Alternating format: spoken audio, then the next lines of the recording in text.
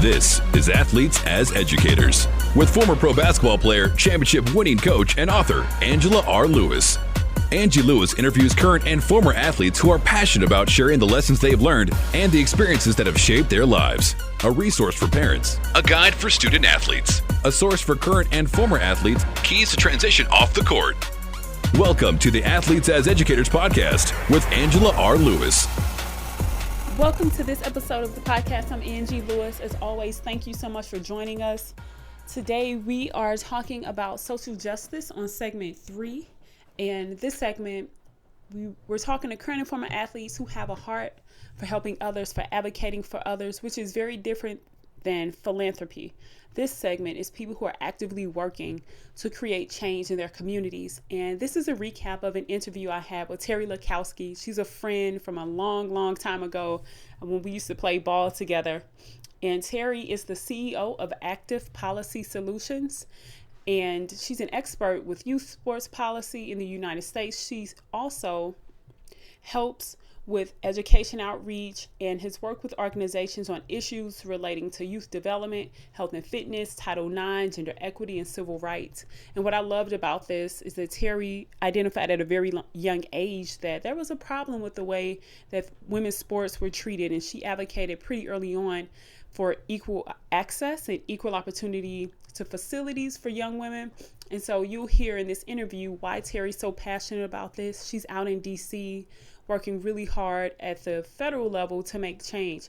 And so enjoy this interview with Terri, and hopefully it inspires you to move to action more in your communities. And when you see injustice happening, you find a way to make a difference. Thank you.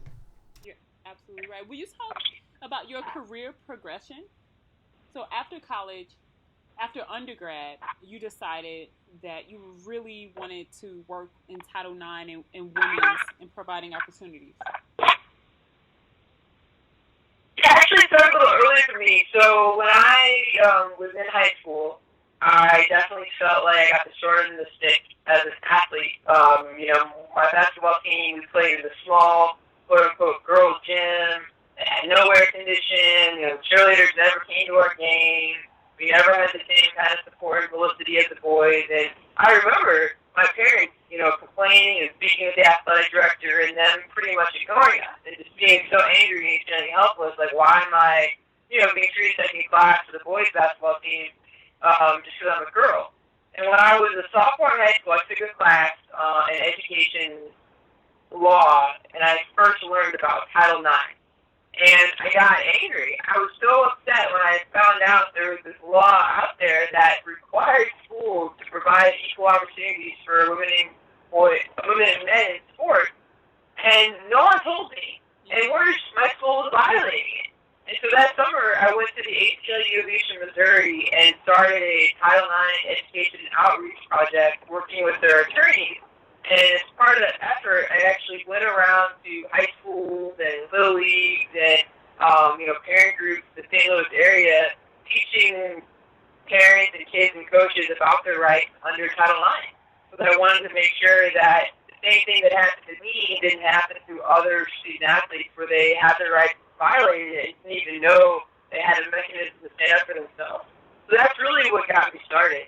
And as part of that, I was working with their ACLU lawyers, and we did some targeted compliance audits of high schools in the St. Louis area, trying to improve their Title IX compliance practices, starting with where I went to school. So I was like, hey, athletic director, remember me? Still listen to me then. Now I got some powerful friends. So that's when I really got a taste of social justice and social change and the power of advocacy to improve access for future women in sports. So you were in high school, and you decided that this wasn't right. Like, you saw a problem. How did you get connected with the ACLU? How did you know to go to them? Well, that was in college. I was mad as a high school student. When I was in college, I got connected to the ACLU through my career center at WashU. Washington University had really great career people, and they helped me figure out what would be a good place to go do Title IX work. And then what was also really neat is I was able to continue that through my junior and senior year by making it like a practicum and a student externship internship. I got full credit for continuing to work for them the rest of college. Oh, got you. My correction. You recognized the inequity when you were in high school, and you were still pissed off about it when you got to college and was like, hold on, now I can actually do something about this. And yeah, I'm so mad. I hate it didn't go away. Right, true. Very true. And then after undergrad, you began working with the Women's Sports Foundation. Will you talk a little bit about the organization and what they do and what your role was there?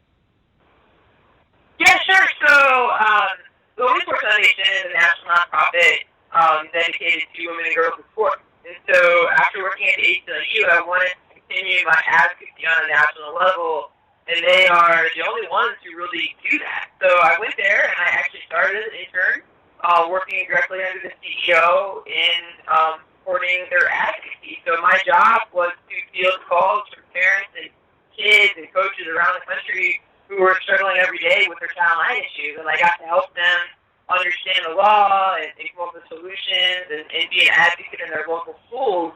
And then I also started working to address policy on a broader level in Washington, D.C. in terms of advancing different legislation and things with the Department of Education that would actually improve how Title IX was being implemented. What are some challenges that you face in this work? I mean, I would like to think that there's some people who really don't want to see you coming. Yeah, honestly, I think the biggest challenge is that people think the fight is over. I think there's a general complacency, particularly with women, that, feminism, for one, is considered a dirty word. Yeah. And two, well, what are you complaining about? It's been 44 years. The 44th anniversary of Title IX was actually yesterday. And, it's hard for people to recognize because there is now a girls' soccer team and a girls' volleyball team. Like, what are you complaining about? And so, and a lot of the inequities now are less visible. It's not just about getting in the door. It's about how you're treated once you're there. It's about the softball facility not being as nice as the baseball facility. It's about the girls' basketball team still having to practice in the small gym while the boys have the big gym. It's those things, and I think when people think about civil rights violations and access, those aren't, immediately what come to mind. And so I think, frankly, more of my issue, obviously there's issue in working with the schools, but the more the issue is within the community, you recognize that there still is a need for continued advocacy and change. Terri, you bring up such great points. When I think back to college, we played in a smaller gym than the guys, and that's just how it was. There wasn't this, right. This battle for us to play in equal facilities, and that just became the norm. So it was the complacency that you talk about, the lack of advocacy that you mentioned, is rampant because that's just how things are. The girls play over here, and the guys play over here. How do you respond to some of the athletic directors who may say, well, the women's team or the women's program isn't generating as much revenue, so why should we support them at the same level? How do you handle those discussions and conversations? Yeah, I mean, that's actually one of the really common arguments, and, economics isn't an excuse for discrimination. Mm-hmm. I mean, there's a reason why educational institutions are tax exempt. Sports are part of the athletic experience of schools. They're supposed to be treated as such. Obviously, at the college level, it's become so corrupted that they're not. But, I mean, I always give the analogy of, you don't invest less in your minority students because you have a broader alumni base of white students. I mean, it's kind of like saying the same thing. Like, okay, in that instance, if you were to get the argument of, we have more white donors, so we're not going to invest as much in our minority students, or support minority students, someone would be horrified, right? That's completely unacceptable. Right. But how is it any different with women and men? But that's oftentimes what is due to the justification. It is. You're absolutely right. And I don't think anyone would say what you just said about minority and white donors blatantly, but the situation around women's sports and generating revenue is said quite often. some of the young women who are now transitioning, and there are a number of women who are interested in law. What are some of the essential skills that you would say anyone interested in the legal field should have?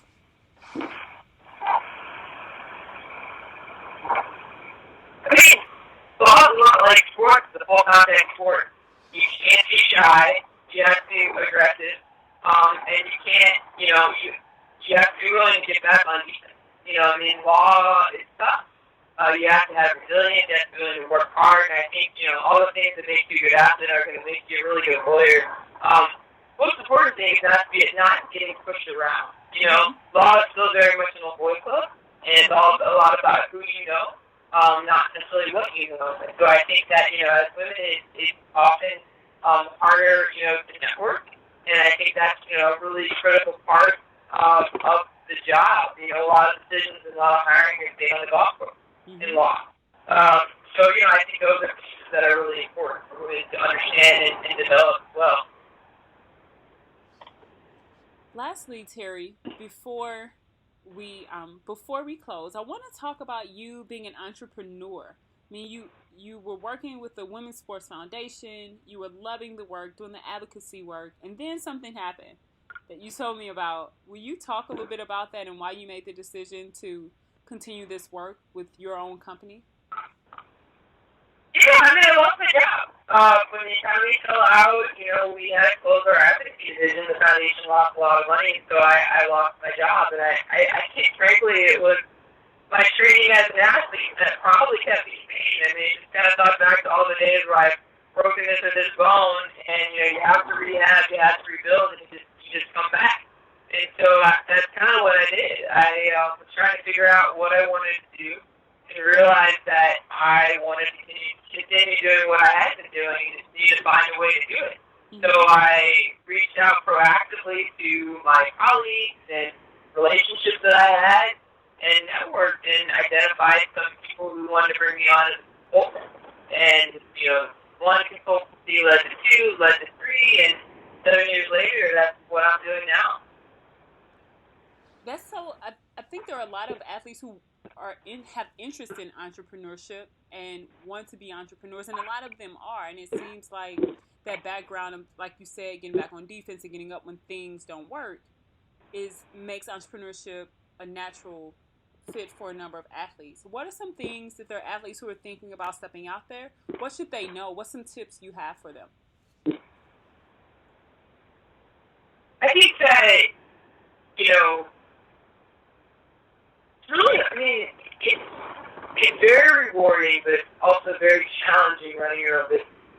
And I think a lot of people say, I want to run my own business without really, identifying if there's a need and making sure they have a client base. For me, I was very fortunate. I was trying to figure out a job and got a bunch of clients, none of them could hire me full time, and then decided I might as well make a business out of it. So for me, the client came first, and I grew a business from there. And I actually think, although I did it by accident, it was probably one of the best things I could have done, because I know a lot of people who do it the other way, and if you can't build that client base, it's really hard to provide a stable level of income. And it's relationships. And I think, tapping into your network of other athletes. I mean, there's so many people that through sports who are into the power, the people. I mean, that's a really great network that you can use when you're building a business and trying to cultivate relationships.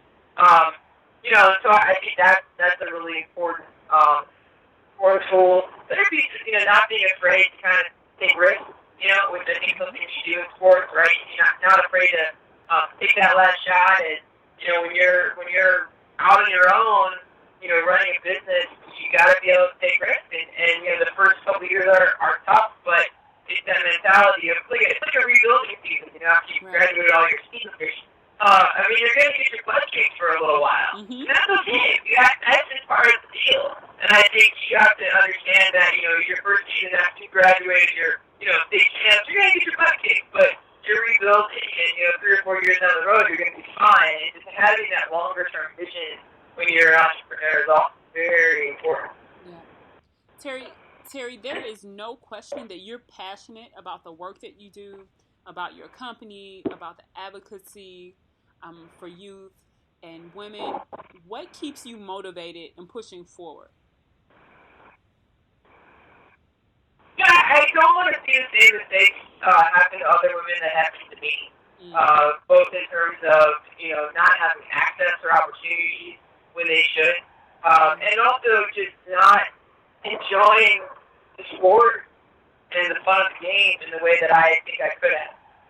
So that's what motivates me is kind of trying to right the wrongs that I did to myself and were done to me when I was growing up. Terri, thank you for your work. Thank you for being on this podcast. I know there are some young women who will definitely benefit greatly from the work that you're doing. It's pretty amazing to be able to look back and say, I'm going to help my younger self. It's a really, really powerful place to be, to know that the work that you're doing is going to make a difference for someone who is where you used to be. So if people want to find out more about you, your company, if they want to get involved, how can they reach you?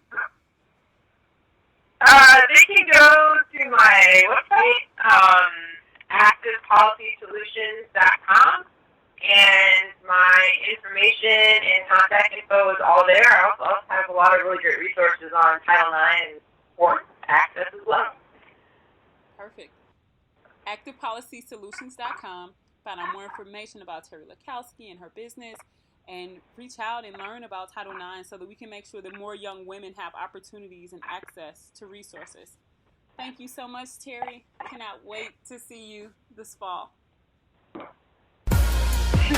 Thank you. This is Athletes as Educators. Thank you for listening to the Athletes as Educators podcast. Connect with me through the Athletes as Educators Facebook page or at Athletes Educate on Instagram. Be sure to subscribe so that you never miss an episode, and go over to iTunes and leave us a 5-star review. For more resources and information about today's podcast, you can check us out at AngelaRLewis.com.